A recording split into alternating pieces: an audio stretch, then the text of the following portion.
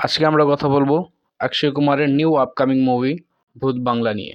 তো আমি আপনাদের কাছে আগেই ক্ষমা প্রার্থী যে বিগত 2 দিন যাবৎ আমি কোনো ভিডিও আপলোড দিতে পারছিলাম না, কারণ আমি একটু ফ্যামিলিগত দিক দিয়ে ব্যস্ত ছিলাম। তো আশা করি সবাই ক্ষমা দৃষ্টিতে দেখবেন। আমরা যারা অক্ষয় কুমারকে চিনি তারা সবাই ভালো করেই জানি যে অক্ষয় কুমার কীরকম অ্যাক্টর। অক্ষয় কুমার একজন দুর্দান্ত অ্যাক্টর, কিন্তু সময় খারাপের কারণে অক্ষয় কুমারের মুভিগুলো ফ্লপ যাচ্ছে বক্স অফিসে।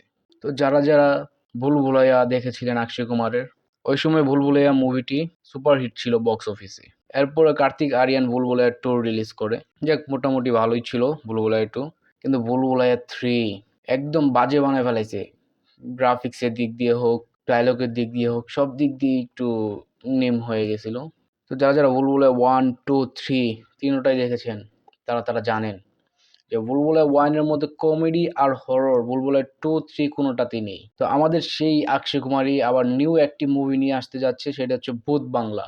এই মুভিটির ডিরেক্টর হলো প্রিয়াদার্শা, রাইটার হলো আকাশ কৌশিক এবং অভিলাষ এস নারী। এই মুভিতে কাস্ট করা হয়েছে অক্ষয় কুমার, পারেশওয়ালা, ওয়ামিকা গাব্বি, রাজপাল নারুং ইয়াদব, গোবর্ধন আশরানি। তো আপনারা এইসব অ্যাক্টরের নাম শুনে তো বুঝতেই পারছেন যে এই মুভিটি কেমন কমেডি আর হরর হতে পারে। মেনলি এই মুভিটি হচ্ছে একটি কমেডি হরর মুভি। ভূত বাংলা মুভিটি স্টোরি শুনলেই বুঝতে পারবেন যে এই মুভিটি কেমন মুভি হতে চলেছে। এই মুভিতে আমরা কমেডি দেখতে পারবো ভরপুর, হরর থাকবে এবং এই মুভিতে যে রোমান্সগুলো থাকবে এতে তো কোনো কথাই নেই।